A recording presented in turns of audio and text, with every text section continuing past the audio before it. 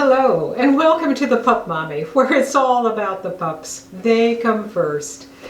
In this video, I'll help you sort through how to find the right breeder if that's the route that you decide you want to take when adopting a puppy, a young adult, or an adult dog.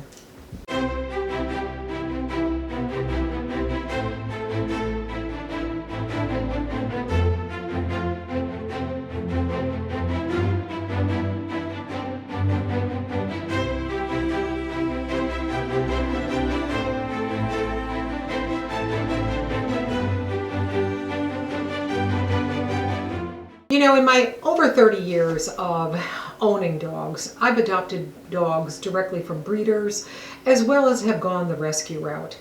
But with this video, my focus is on the adoption of puppies or adult dogs directly from breeders.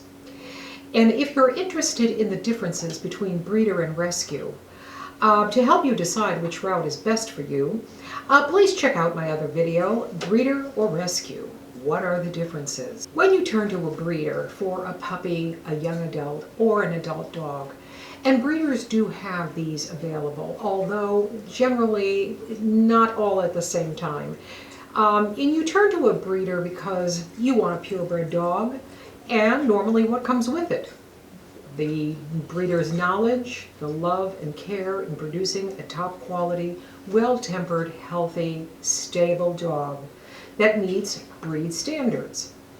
However, not all breeders are created equal. And this is where it comes down to you doing your research and deciding what breed of dog you want, what are you willing to spend for that dog, and how closely you want your chosen pup to come to breed standards. In other words, what are you willing to accept? Now, there are many breeders who will tell you their dogs are purebred and that they're AKC registered. However, while they may be purebred, they may not be up to the breed standard. AKC registered does not mean that you are getting a top quality purebred. And now, what do I mean by that? Well, for example, take the dog's headpiece. The muzzle may be too pronounced. The ears are a little large or off kilter. The eyes are the wrong color. The dog's coloring is incorrect. And also the dog's size, structure, and weight may not meet breed standard. So if it is important to you that the breed of dog that you select looks exactly like those breeds that you see on the AKC Championship or the Westminster, then familiarize yourself with the breed standard for the breed that you are interested in. And you can find full-length detailed descriptions on akc.org website, and you can also find them in the various breed clubs throughout the United States. And there is probably a breed club for every single one of those, I think, what is it now, 196 breeds that are recognized by the AKC. In fact, all you have to do is Google the name of the breed of dog that you want and then include Dog Club of America after it, and voila, there you'll have it. I am going to leave a link in the description area, and actually it's a very important link if you are deciding to go to a breeder. And the link is found on a page belonging to the German Shepherd Dog Club of America's website, and it's entitled Different Types of Breeders. Now, this page is applicable to not only German Shepherds, but it's applicable to any breed. And it's going to describe in detail the differences between the different breeders: commercial breeder, backyard breeder, hobby breeder, champion breeder, in 16 traits and categories. Now, really, it is well worth your time to visit this page and read through the differences between breeders so you know exactly what it is that you're getting into. Adopting a puppy, or any pup, is really a balancing act between your head, your heart, and your instincts. And if you've decided that you want to go to a breeder and you want to go that breeder route and are willing to spend the money for a purebred puppy, Note that the cost of the purebred puppy usually starts around $1,000, and then goes up from there into several thousands of dollars. So how do you find a reputable breeder? Well, my first suggestion to you is to go to the Breed Club of America associated with the breed that you're looking for. And these breed clubs normally will have members listed, their contact information, and these breeders may or may not have puppies available. And some of these clubs actually do have additional breed competitions and winners listed along with names of owners, kennel, and the kennel name is usually found in the name of the dog. So you can Google and track down the website for further information. Another way of finding a reputable breeder is you can go to westminsterkennelclub.org. You pull up the breed results, and it has the names of the dogs listed. It will usually have the owners and the breeders listed, but certainly the owners. And again, the kennel club is listed in the dog's name. And also you can kind of search them out and Google them out in that way. It's kind of like a sleuthing. And then a third way of finding a reputable breeder is actually to go to akc.org, type in the search bar, Breeder of Merit. And this is different than their Find a Puppy section. On the Breeder of Merit page, you're going to find a description of how breeders can participate and what they must do to become breeders of merit and distinction and how to win that distinction from the AKC. Now, the breeders found in this particular search section are also breeders that are predominantly mentioned and recommended in the Breed Club of America rosters. Now, bear in mind that these breeders are for the most part, what I call the top of the pyramid.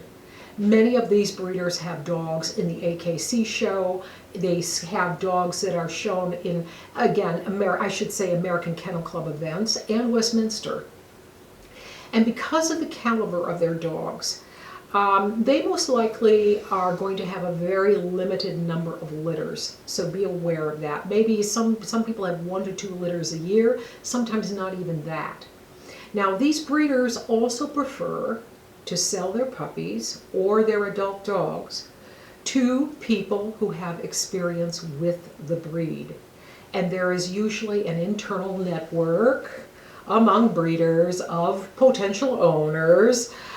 So if you are a first-time dog owner, this route may not be the route for you to take. And also, if you are a first-time dog owner, there may be some hesitancy on the part of the breeder. Because, after all, these pups are their lives and they're part of the family. So if you make an inquiry to the breeder and the breeder does not respond to you or doesn't get back to you, please don't take it personally, because I will tell you, they are deluged with inquiries. And again, there's a limited pool of dogs.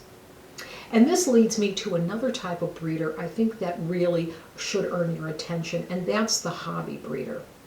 Now, these breeders are very similar to what I call the champion breeders that I was just talking about, in that they live for their dogs, they love the breed, but the breeding is not their sole source of income. And, they're not as active on the championship circuit as maybe some of the other champion breeders. Now, they certainly are going to have champion lines. They are certainly going to have very high quality dogs. But again, this is what I think differentiates them from the show circuit dogs, because showing a dog is very expensive and very time consuming. And that's another thing that I have done. Very limited, but I have done it, and I can tell you, it is expensive and it is time consuming. Now, these hobby breeders also, like champion breeders, they breed for the love of the dog, and they love the breed.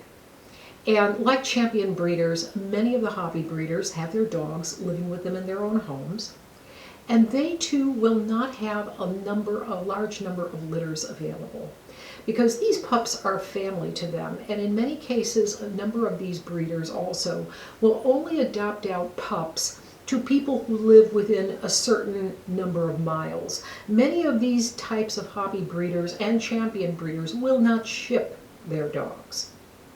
Now, I do want to go back for a moment to the akc.org website and their Find a Puppy section.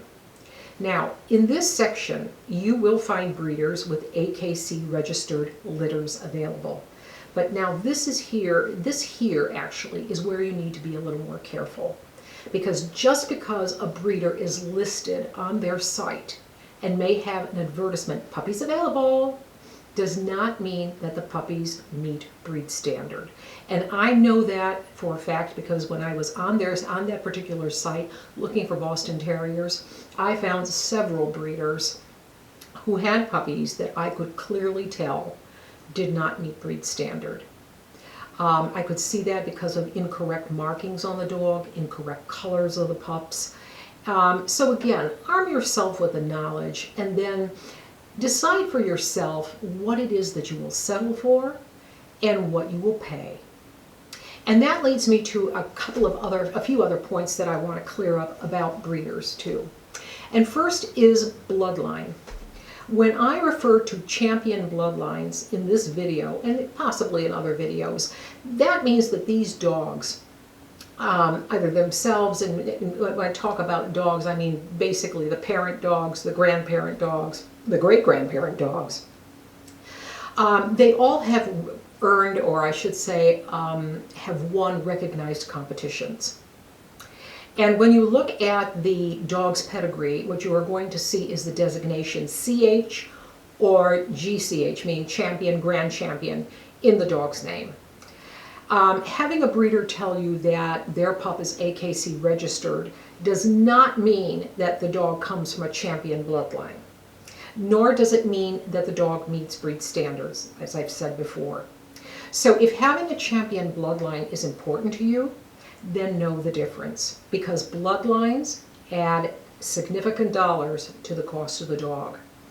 And also with some breeds, and I will say like German Shepherds, and I'm using the breed as an example not only because I'm an owner, but I've been a Shepherd owner for years, but also because it's the #2 most popular dog in America, right behind the Labrador Retriever, and it's been that way for years. Now, while a lot of Shepherds may have the CH or the GCH in their title because of conformation shows, like the AKC style dogs, there is also champion designations such as SCH3, Schutzhund 3, IPO 3, VA1, World Sieger.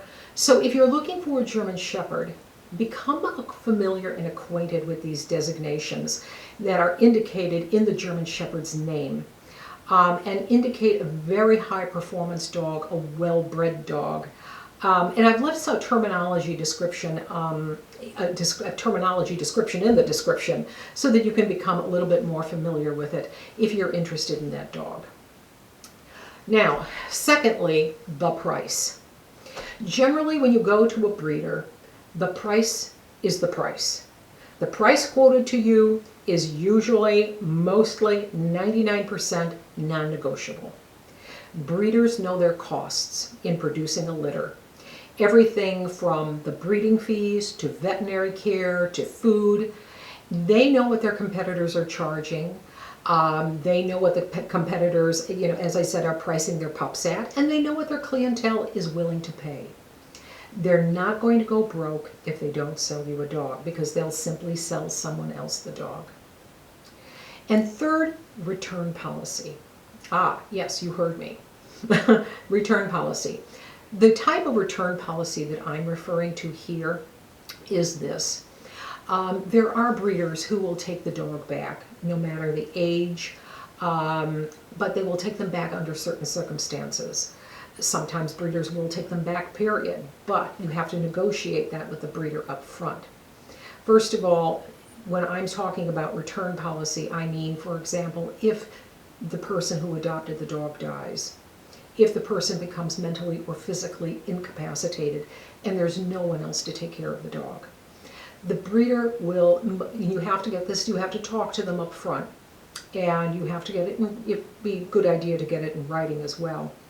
But what the breeder is doing is the breeder is agreeing to take the dog back merely so that the dog does not end up in a shelter or end up abandoned. The breeder is not going to reimburse you your adoption fees, nor are they going to pay you for the dog. Again, they are merely taking the dog back. So, again, because you don't want the dog to end up abandoned or in a shelter. Now, there are some breeders also who will take the dog back under additional circumstances. And some of those other circumstances are if you are having a problem with the dog in terms of, let's call it behavior or temperament. It's up to you, if you are having issues with the dog, to be very upfront with the breeder, to contact them, to stay in contact with them, and to tell them what is going on and what steps you are taking to mediate or to fix the situation. Breeders want you to be happy, and yet at the same time they want their dogs also to work out. And therefore, there are a number of breeders, and I've had one, who has helped me rehome the dog. And this was with a Doberman Pinscher that I had. Again, this is something that if this happens to you by chance, stay in touch with the breeder and let them know what is going on, and many reputable breeders will work with you. And so that brings me to the end of this video. And leave your comments and questions below. And if you'd like personal assistance of any kind in finding the right dog for the breeder for your family, I'll leave my contact information in the description section. So thank you for watching, and don't forget to click the subscribe button. Bye for now.